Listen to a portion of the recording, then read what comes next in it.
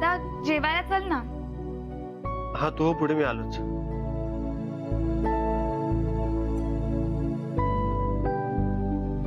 जेवायला जायचंय ना?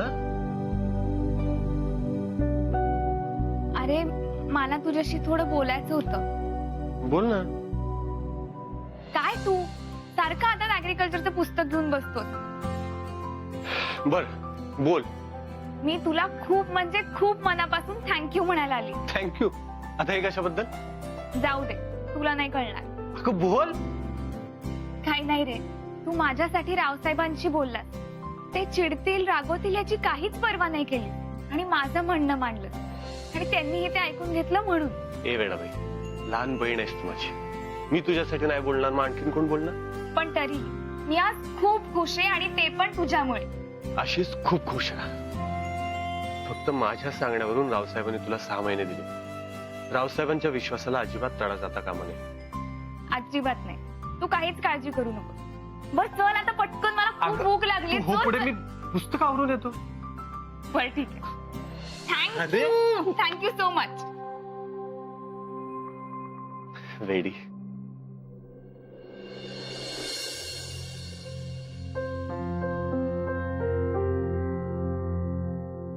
तेजू असं काही बोलेल आणि प्रताप तिला पाठिंबा देईल असं खरंच वाटलं नव्हतं मला. तुम्हाला राग आला का?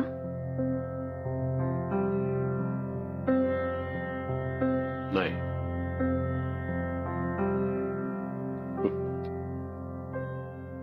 घडलेल्या प्रसंगाचा राग नाही आला मला म्हणून तुम्हाला आश्चर्य वाटणं स्वाभाविक आहे. पण मी जरा वेगळ्याच पद्धतीने विचार करत होतो म्हणून राग नाही आला. म्हणजे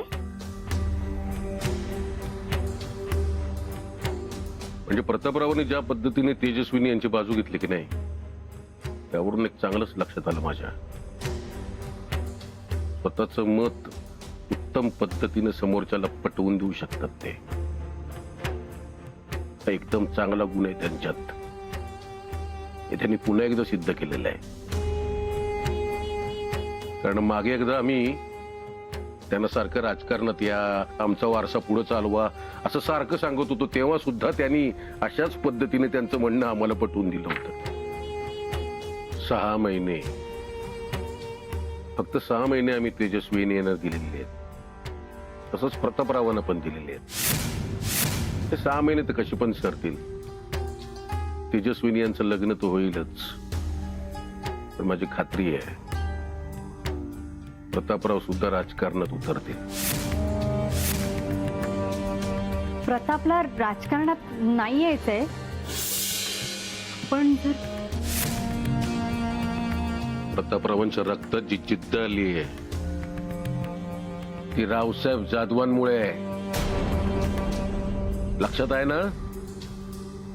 लिहून ठेवा आजची तारीख. आणि एका वर्षानंतर बघा प्रतापराव आणि तेजस्विनी कुठल्या कुठे असतील.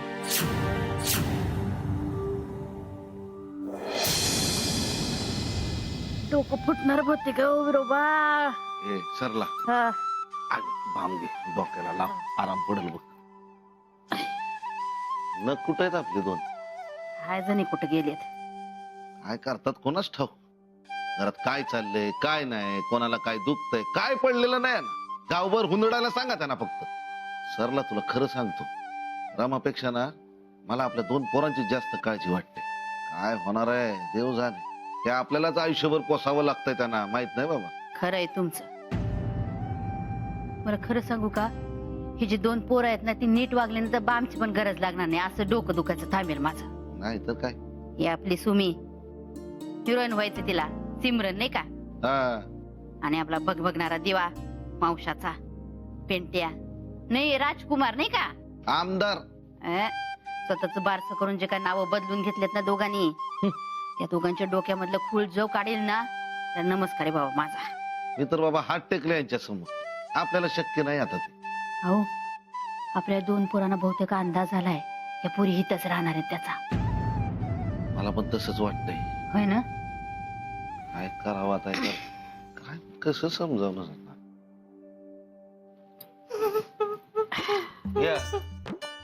आली हिरोईन. असं काय बघताय? इतकी सुंदर दिसतेय का मी? ए, ए, गरीबांची दीपिका, घरामध्ये जरा लक्ष देत जा. घराला हातभार लागेल असं 4 पैसे जरा कमवा. अगं 4 पैशाचं काय बोलती? इथं मी लाखोंच्या बाता करते आणि तू 4 पैशाचं बोलती? लाखांच्या गोष्टी नंतर करा, अगोदर 4 पैसे कमवा. हा? अगं थोडा दम काढा ग तुम्ही. नाही इतके वर्ष तोच काढतोय, आता घाम फुटलाय आम्हाला. अहो करणारच आहे मी काम, पण फिल्म मध्ये हिरोईनचं काम करणार आहे मी. जेव्हा फिल्मची हिरोईन होईल ना, तेव्हा लाखो रुपये मिळतील बघा, लाखो.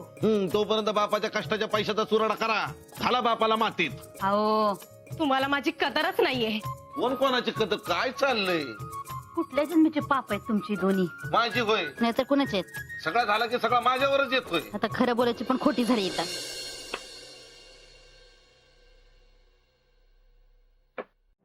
Check and mate. Oh no दादा, तू असं नाही करू शकत. हा अगं खेळ आहे हा. कोणतरी हरणार, कोणतरी जिंकणार. नाही यार. अरे ठीक आहे, चल खेळ परत. नुसती रडते. काय? रडकी. थांब मी आहे. दादा, तुला माहितीये मी पुढच्या महिन्यात 3 ट्रेक प्लॅन केले सुद्धा. 3 ट्रेक? मी पण ना. दादा, मला एक दिवस आणि त्या दिवसातला एक मिनिट एन्जॉय करायचंय. हो मान्य आहे, पण जे काय प्लॅन कराल ना ते तब्येतीची काळजी घेऊन प्लॅन करा. ताई सर, येतो आम्ही. Yes, bye. अगं ऐक, आज कढी कोणी केली होती? रमाने. काय झालं? काही नाही, बेस्ट म्हणजे बेस्ट झाली होती म्हणून विचारलं. रमा, तुला अजून काय काय येतं ग? काही गोष्टी असतील तर हिला शिकवा, म्हणजे लग्नानंतर हिला उपयोगी पडतील. जी छोटे मालक. झाली बडबड सुरू? तुम्ही इकडे लक्ष नका देऊ, तुम्हालाच उशीर होईल. निघा तुम्ही. मंजू, यांना जाताना सोबत घेऊन जा. या गावात नवीन आहे. जी छोटे मालक. येऊ? Good night. खेळ तू. 1 मिनिट, तू माझी सोंगठी हलवलीस. काही ते काय? जे चिटिंग नाही करायची. मी आता इथे बोलत असताना तू इथे सोंगठी हलवली. ही इथे नव्हती, इथेच होती. ही मागे होती. तुझं लक्ष नव्हतं. नाही नाही नाही. आता जादू बघा. इनी मिनी बबलाबू. हे ताई, मला पण शिकव ना ग जादू. अगं शिकवेल ना, त्यात काय एवढं. हे ताई, तू खरंच पिक्चर मध्ये काम करणार आहे का ग? अगं मग तुला काही शंका आहे का? नाही ग, शंका नाही. तू हिरोईन झाल्यावर मला पिक्चर दाखवायला नेशील ना ग तुझा? अगं मग दाखवल ना. ए, काय ग चिंगे, तू अजून पिक्चर नाही पाहिलाय का ग? पाहिलाय ना, एकदा पाहिलाय. आमच्या वडगावला ना पडद्यावर पिक्चर लावला होता, तो मला अजून आठवतो बघ. हे ताई, तू हिरोईन झाल्यावर तुझ्यासोबत हिरो पण असेल ना ग? तुम्ही दोघं गाणं बोलाल ना? हा. आम्ही दोघं गाणी गाऊ. ताई, तुला माहितीये का, माझी रोमाताई ना लय भारी गाणं गाते आणि छान पण दिसते. तिला मिळेल का ग पिक्चर मध्ये काम? मग तिच्यासोबत राजपुत्रासारखा हिरो पण असेल ना? नाही चिंगे, लय बडबड करते ग तू. आणि माझा पिक्चर आला ना का दाखवल तुला मी. तुझी रमाताई नाही ना, म्हणून मी इथे तुला पत्त्यांची जादू दाखवते. तू माझ्या पिक्चर मधनं माझाच पत्ता कट करायला निघाली बाय. हा, जादू शिकायची आहे की नाही? हो बाय बाय. हा, मग गपगुमान बसायचं इथं, नाही तर जाय तुझ्या डिअर मामीकडं. सांग काय करतेय, जाती का बसती इथं? नाही नाही, एकदम गप्प बसते. आता काहीच नाही बोलणार. ह ताई, एवढा अंधार पडला, रमाताई कशी नाही आली अजून? ए नाही नाही नाही नाही, एकदम शांत बसते, शांत बसते. शिकव शिकव, जादू शिकव, शिकव ना ताई.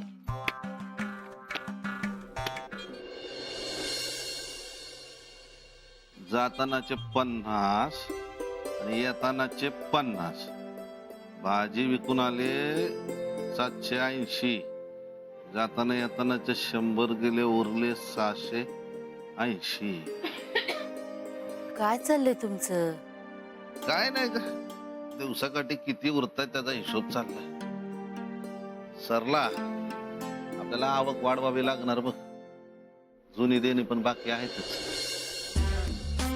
आले साहेब. हळू रे, डोकं दुखते आधीच. रामा कुठे गेली? रमा वाड्यावर गेले. कधी येणार आहे ती? ए शान्या, तू आधी दिवसभर कुठं होतास ते सांग. काम होती मला. काम मोठी. काहीतरी बापाला हातभार लावा. बापा बरोबर तालुक्याला चला.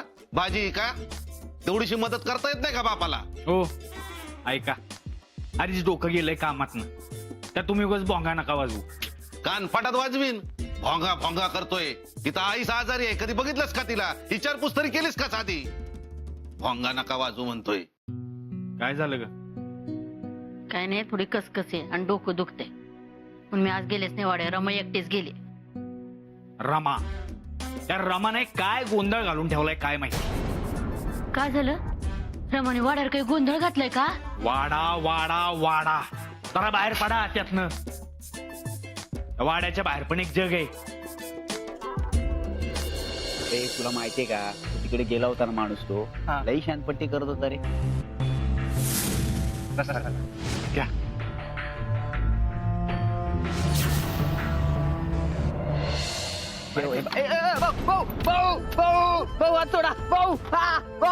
भाऊ तुम्ही शांत घ्या भाऊ. भाऊ आपण गरमागरमीचं नंतर बघू भाऊ. भाऊ प्लीज शांत हो.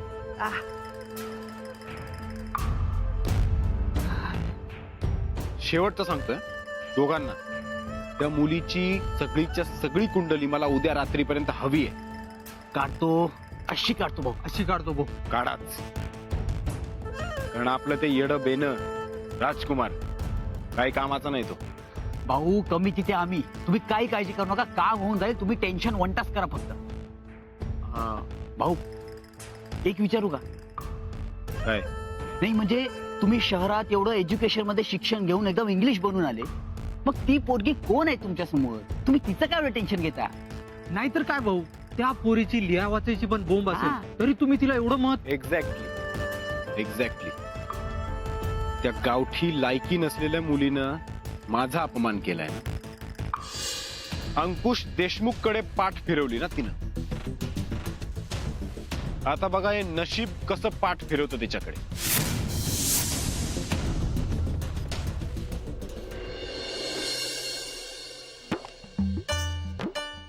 शी बाबा, समोरच्याच हात होत आहेत. अगं त्यात काय एवढं? जी बाजू भारी आहे ना त्या बाजूला जाऊन बसायचं आणि खेळायचं. हे चिंगे, हे पाय नाही हा, हिरोईन पाहिली का?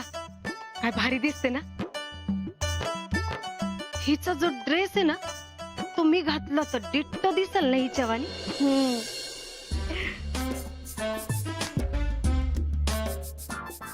चिंगे, जरा मनातलं पाणी घेऊन ये जा. हो, आत्ताच घरातून आला ना, ढोसून नाही येता आलं का? चिंगे, हो दादा. आणि थोडी उशीर आलीस तरी चालेल.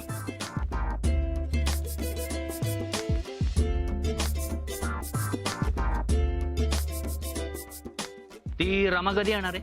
आली की मेसेज टाकते तुला. मला बोलायचंय तिच्याशी. कधी येणार आहे ती? अरे येडा आहे का तू? कशाला मागे लागलाय तिच्या? तुझ्या डोक्याच्या बाहेरचं येते.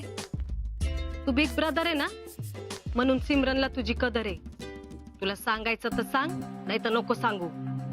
पण एवढं लक्षात ठेव, ती आपली बहीण आहे. आणि तुझ्याला भाऊ भाऊ म्हणत गावभर फिरतोय ना, तो बाप आहे.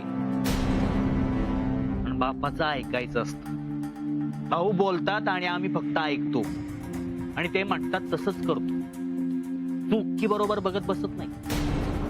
आणि राजकारणात वरच्यांची मर्जी राखावी लागते, आपल्या आणि सगळ्यांच्या भल्यासाठी. हे मर्जी राखणं आणि भाऊ भाऊ करत गावभर फिरणं ना, एक दिवशी येईल पोकांडी, मग कळेल सगळं. शाप देते का? हा, शाप देते भावाला तू? हे बघे, तुला हे असं फिल्म लाईन मध्ये जायचंय ना, हिरोईन व्हायचंय ना, ते अंकुश भाऊच घेऊन जाणार. काय गरज नाही अशा शिड्यांची. सिमरन अपने दम पे बडी हिरोईन बनेगी. लक्षात ठेवायचं. कोण घेऊन जाणार आहे तुला? तुला काय करायचंय?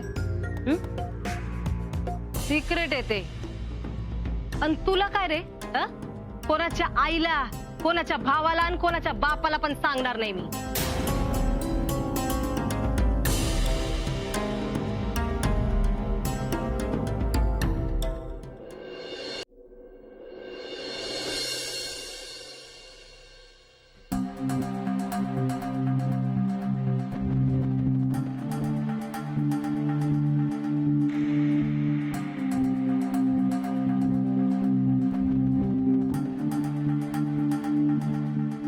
ए आज जा, मला जरा बोलायचंय तिच्याशी. शिस्तीत हा, बहीण आहे तुझी, लक्षात ठेव. रामा, हो मला जरा बोलायचंय तुझ्याशी. बोल की पिंट्या दादा.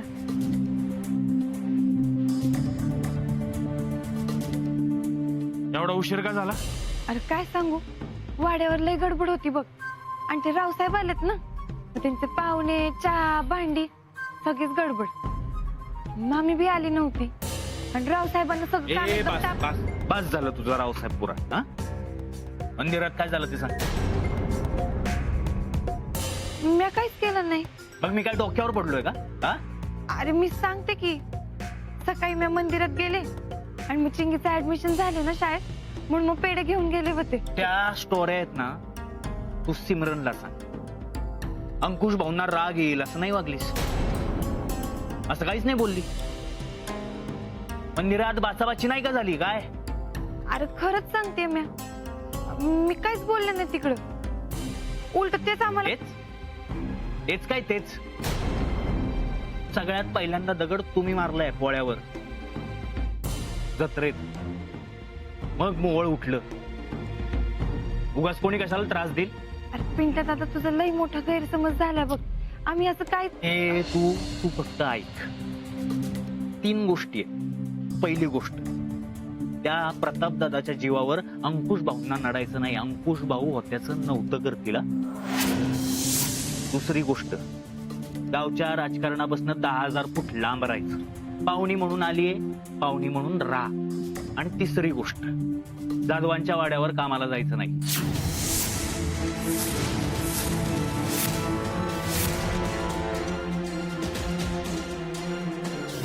हो म्हणूनच म्हणतोय, विनाकारण केमिकलचा मारा करून द्राक्षांची वाट लावू नका. हो अहो, पण प्रत्येक गोष्टीचं एक प्रमाण आहे आणि पिकांची काळजी घ्यायची सुद्धा एक पद्धत आहे ना.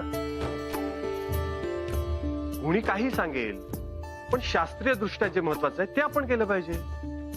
बरोबर. आता इथून पुढे कोणावर काही विश्वास ठेवू नका. तुम्हाला काही गरज लागली तर मला फोन करा, मी आहे. मी कधी येईन. हो कधी फोन करा. बर ठेवू मग. थँक्यू काय त्या. हो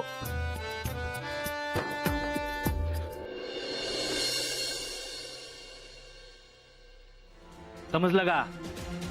जाधवांच्या वाड्यावर कामाला जायचं नाही. अरे पिंट्या काम हवं असेल तर मला सांग, मी बघतो. तिकडे जाधवांच्या वाड्यावर रांधायची गरज नाही. आणि या सगळ्यापेक्षा महत्वाचं, लवकरात लवकर जाऊन अंकुश भाऊंची माफी मागायची. मी येतो बरोबर. अरे पण मी. बस, चर्चा नकोय मला याच्यावर. काय